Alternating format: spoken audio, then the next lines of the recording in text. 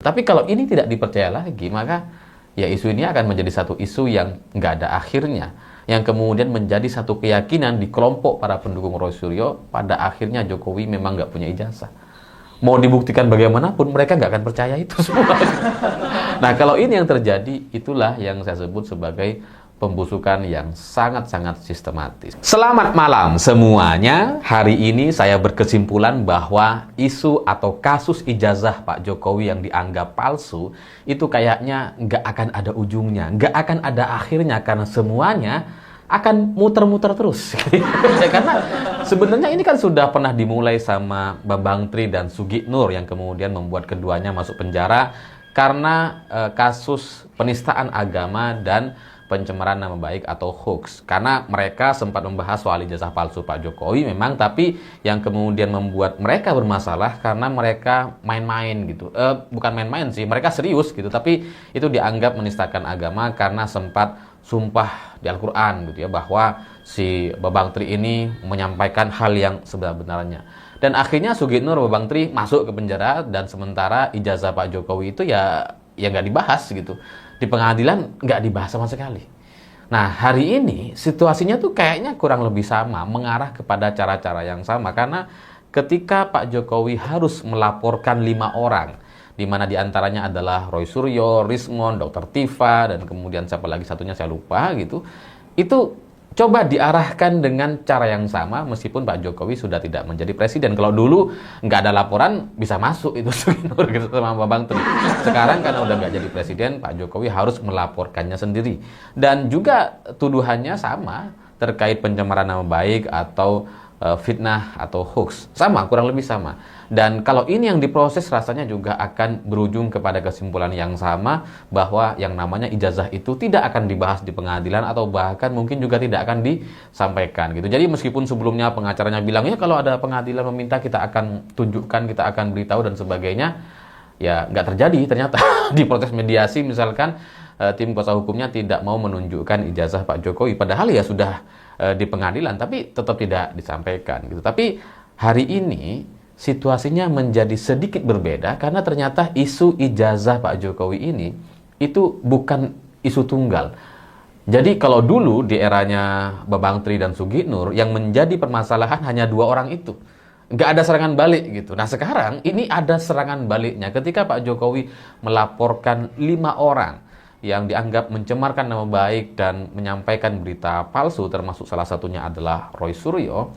Hari ini ada serangan balik atas tindakan yang dilakukan oleh Pak Jokowi, yakni laporan dari Egy Sujana. Sebenarnya Egy Sujana ini sudah melaporkan terkait kepemilikan ijazah palsu milik Pak Jokowi itu pada bulan November 2024 kalau nggak salah. Sekarang itu hidup lagi.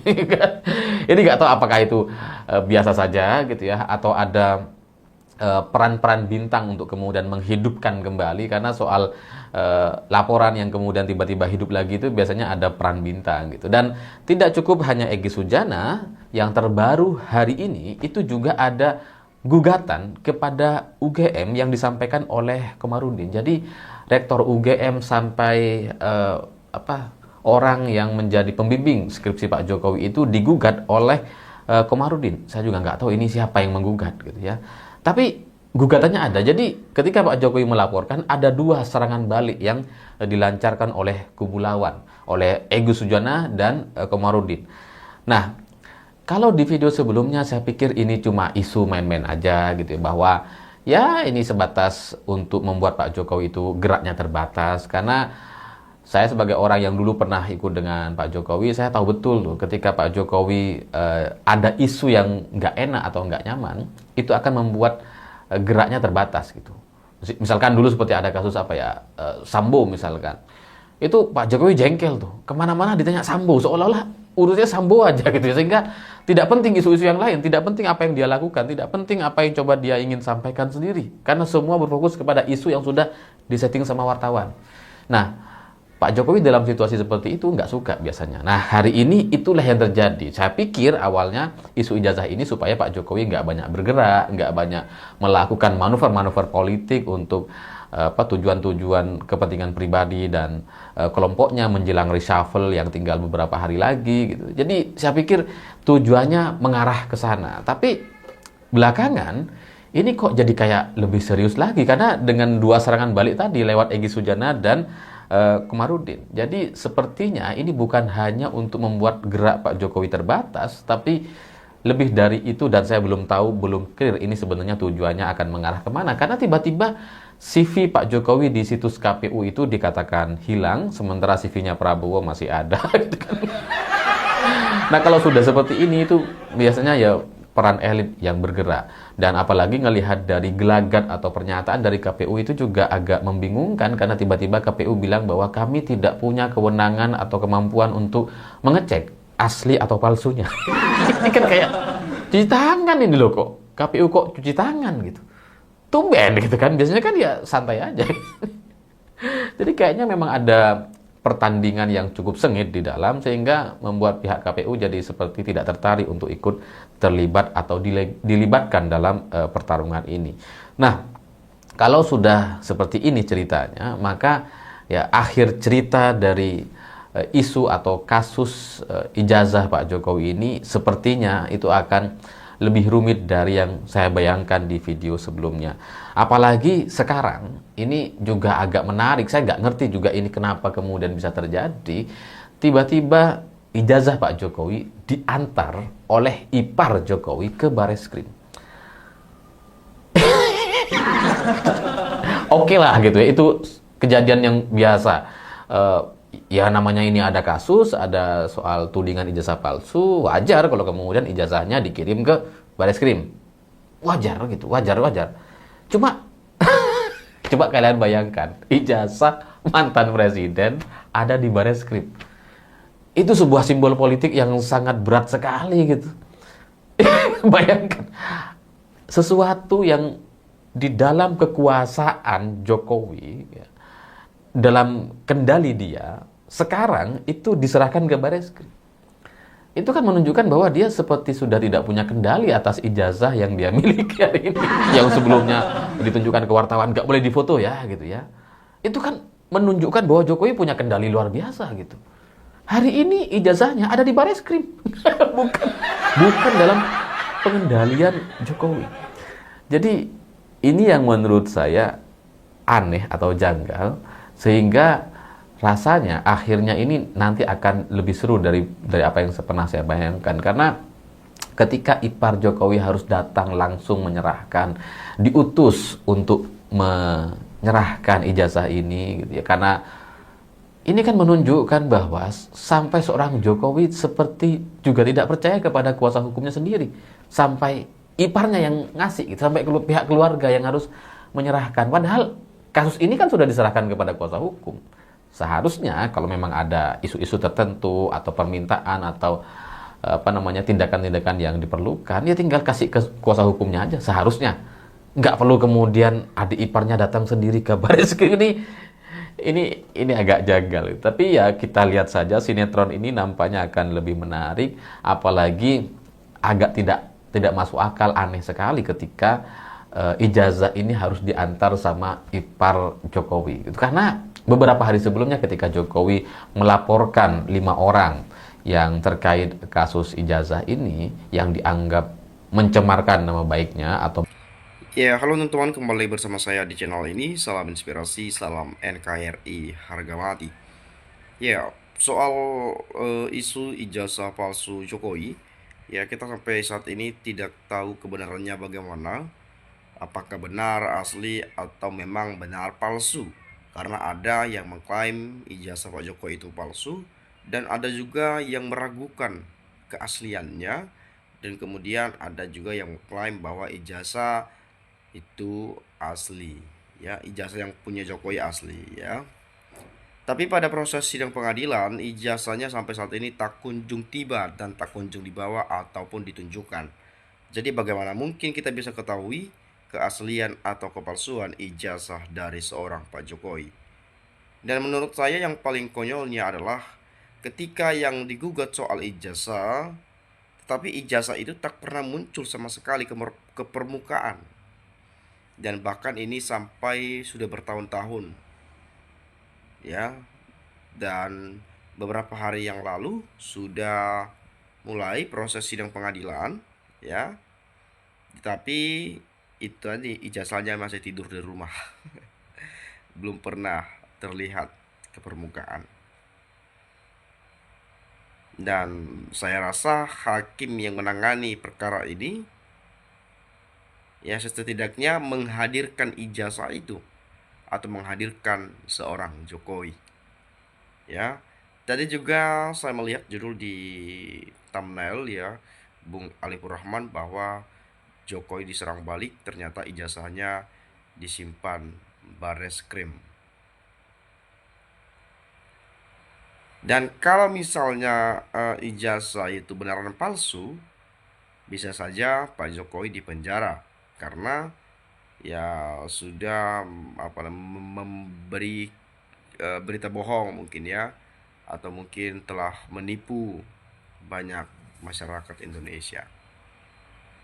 Ya, inilah yang menjadi persoalannya, bagaimana kita bisa tahu asli atau tidaknya, sedangkan ijazahnya pun tak pernah terlihat sama sekali. Ya, pernah ditunjukkan lah, kurang lebih seperti itu ya. Kita berharap itu ditunjukkan biar kita tahu dan bisa menerima informasi yang lebih valid bahwa sebenarnya ijazahnya asli atau palsu gitu ya. Karena pihak UGM juga telah klarifikasi sebetulnya bahwa Pak Jokowi adalah lulusan UGM tahun 1985. Tetapi dari berbagai pakar ya itu mengatakan bahwa ijazah itu ya palsu gitu ya, yang tersebar di Google. Dan ya saya rasa ketika mencalonkan sebagai wali kota, gubernur, dan presiden 2 periode, ya jasa itu pasti diberikan sebagai syarat administratif ya. Tapi ada sebagian yang saya dengar bahwa sudah dilakukan pengecekan di KPU, ya ternyata data-data atau ijazah Pak Jokowi itu nggak ada ya. Padahal mantan presiden terdahulu itu ada, seperti Bu Megawati katanya ada, Pak SBY juga ada, Pak Prabowo juga ada, dan Pak Jokowi ini yang tak ada katanya ya. Saya nggak tahu benar atau enggak isu itu ya, tapi itu perlu saya dengar dari penyampaian Bung Roy Suryo ya. Nah, di sini saya akan coba melihat dan membaca bagaimana pendapat teman-teman kita di sini. Mudah-mudahan bulan besok KTP, SIM, dan surat nikahnya dititipkan juga ke Bareskrim biar tambah mumet tuh Pak Mul. Dukung DR Roy Suryo, DR Tifa, Dr. Engineer RH Sianipar, Rizal Fadilah, sarjana hukum, dan Kurnia SH. Hari ini percaya sama Jokowi malah sama aja musyrik. PKS, PKB, dan Partai Demokrat sudah berani berkoar-koar di Senayan supaya gelar kehormatan Jokowi sebagai Presiden ke-7 harus dicopot. Nah, PKS, PKB, dan Partai Demokrat sudah berani ya berkoar-koar di Senayan supaya gelar kehormatan Jokowi sebagai Presiden ke-7 harus dicopot. Nasib mul sampai kapanpun gak akan bisa tenang. Coba lihat tuh SBY enak tenang menikmati masa pensiun beliau. Ijazah palsu diserahkan ke Bareskrim. Tak ada efek apa-apa. Ini drama apa lagi? Rakyat sudah cerdas lah. Ijazah asli kok yang nganter adik ipar. Ova Emilia pantas aja diangkat jadi rektor. Taunya punya kasus bank gagal, bayar perusahaan keluarganya, cari beritanya PT Tripilar ya, Arhajaya. Emang rektor bangsat ya. Aku yakin Mulyono hari ini tidak nafsu makan, semua itu ulahnya sendiri. Ijazah tinggal nunjukin waktu didatangi Dokter Tifa, malah repot-repot menyerahkan ke Bareskrim. Tidak masuk akal, ganti Kapolri baru bisa dipenjara. Memang benar Joko Widodo tidak punya ijazah dari UGM. Joko Widodo punya ijazah dari Universitas Gajah Mungkur, Babak Belur, Yogyakarta. Tugas KPU itu cuma sampai sebatas verifikasi ijazah lewat universitas yang mengeluarkan ijazah tersebut, bukan lembaga yang punya kewenangan untuk mengecek asli atau palsu sebuah ijazah seseorang. Saya pikir Jokowi bakal terpojok dengan masalah ijazah ini. Bisa saja sampai diproses secara hukum. Saya rakyat jelata saja bisa membedakan mana omongan yang jujur, benar, dan omongan yang berbohong berliku-liku. Kalau terbukti palsu, seharusnya Pilpres 2014, 2019 Prabowo yang menang, membohongi rakyat, memalukan. Jika kasus ijazah palsu Jokowi dinyatakan asli, maka negara RI ini sejatinya sudah dikudeta oleh dinasti Jokowi. Ya, sebab bagaimana presiden sukses mewariskan kekuasaan kepada anaknya jika bukan raja. Gibran, warisan Jokowi terburuk ya bagi bangsa dan rakyatnya. Jokowi telah menghina rakyat sehina-hinanya. Dinasti Jokowi harus segera diakhiri demi masa depan bangsa yang adil dan beradab. Dengan melaporkan sendiri dan mengutus adik iparnya ke Barreskrim itu sudah tanda tanya. Kenapa tidak di pengadilan Solo? Mencermati hal tersebut, masyarakat pun yakin bahwa Jokowi memang tidak punya ijazah. Dengan penyerahan ke Barreskrim sama artinya minta kepada kepolisian untuk mengatur segalanya. Mengingat wereng coklat ini pembelanya. Dengan begitu runtuhlah segala normal dan harga diri Jokowi. Itu pun sesuatu yang wajar mengingat masyarakat tambah yakin Jokowi tidak punya ijazah. Jadi kalau dia mengeluhkan harga dirinya dihina-hina sehina-hinanya itu hal yang memang patut disadangnya ya.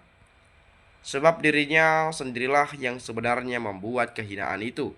Manuver yang dilakukan lebih menjelaskan hinaan itu. Bukan masyarakat atau para penggugat ijazah palsu. Semula manuver itu untuk kontes atau muatan politik dan sebagainya. Akan tetapi akhirnya menjadikan dirinya tersandra atas perbuatannya sendiri. Jadi, kalau para petinggi dan petugas polisi waras, maka jangan meladeni laporannya. Meskipun dia mantan presiden, sebab dialah sesungguhnya yang selalu melanggar dan menghindari proses hukum. Diadili di Solo, tapi menyerahkan dan disidok di Barreskrim. Kan? Tak betul itu. Logikanya saja, ngapain diserahkan ke Barreskrim coba? Padahal sidang udah digelar, tunjukkan saja gitu ke pengadilan. Ini diserahkan, disimpan aja tuh gitu ya. Aneh banget kalau seperti ini, saya rasa ya. Ada kejanggalan. Jadi semakin terlihat jelas bahwa ini ada sesuatu penuh dengan tanda tanya. Ya, apalagi dikatakan ada iparnya yang mengantar. Ya, bisa makin panjang nih urusan ya. Mungkin teman-teman punya pendapat lain, boleh silahkan sampaikan di komentar pada video ini. Dari saya mungkin seperti itu saja. Salam, terima kasih, dan salam.